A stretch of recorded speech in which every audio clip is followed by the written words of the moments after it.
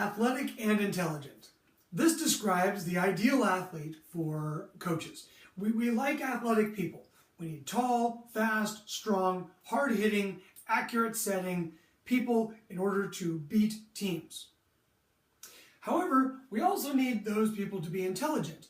If we give, as the coaches, give every order that needs to be followed in a game, the pace of the game will beat out the pace at which a coach can give out information.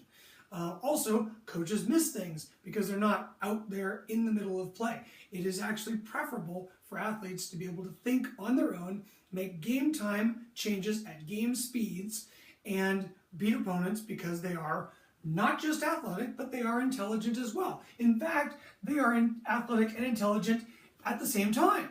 This is a priority if you would like to be good. You can't be just one or the other. You have to be athletic and intelligent. And the thing is, you can't just pick and choose times to be athletic and times to be intelligent, like when your coach tells you to. You have to be athletic and intelligent at the same time all the time, because then you are completely ready to do whatever it is that needs to be done in that moment, whether it's to ramp up your intelligence and think it through a little bit, or to ramp up your athleticism and give a little more effort, jump a little higher, move a little faster, find a way through being more of an athlete. Whatever it is, if you're athletic and intelligent at the same time, all the time, it's probably going to work out. But you have to do it at a high standard. We want athletes that are athletic and intelligent at the same time, all the time, at a high standard. Because those are the kids that go out and get scholarships, win championships, and become legends to be talked about for years later in the program. So, if we're looking for athletic and intelligent people at the same time, all the time, at a high standard, what we end up with are people that try to do these things.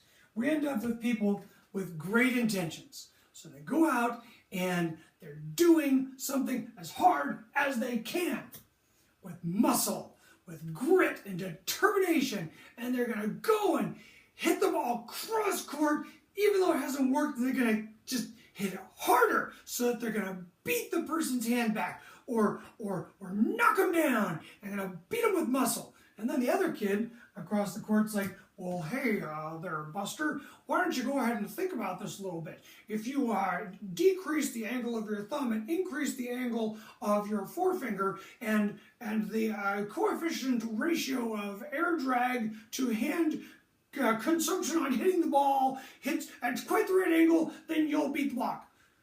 So they go, okay, so I'm gonna hit as hard as I can with all those things the genius just told me to do, and I did it! Yeah! But I did it!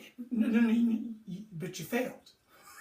You still got blocked hitting cross court. But I hit it hard, and I did. I analyzed it. I did all the things you told me to do. I was athletic and intelligent at the same time, all the time, at a high standard. Hey, genius, why don't you try hitting line instead of doing the same thing you've been doing and failing? I appreciate all the effort. I appreciate all the thought. But you still got blocked, even though you did both of those things, because you're sticking with a strategy that didn't work. Hey man, athletic and intelligent all the time doesn't necessarily mean you have to try harder. Sometimes it means you just have to try better.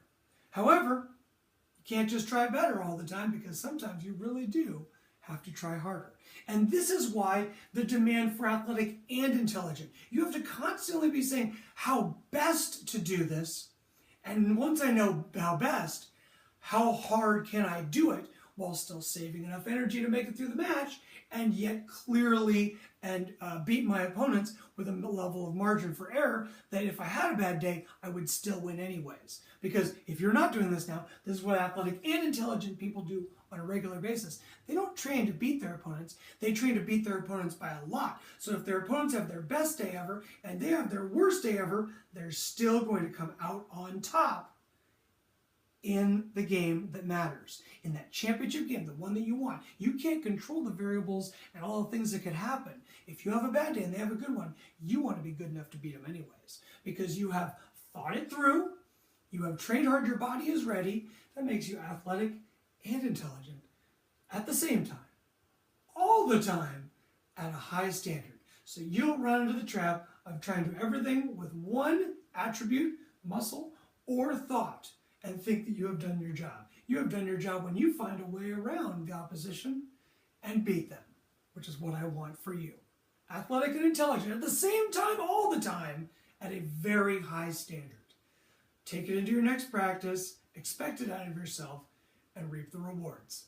Good luck.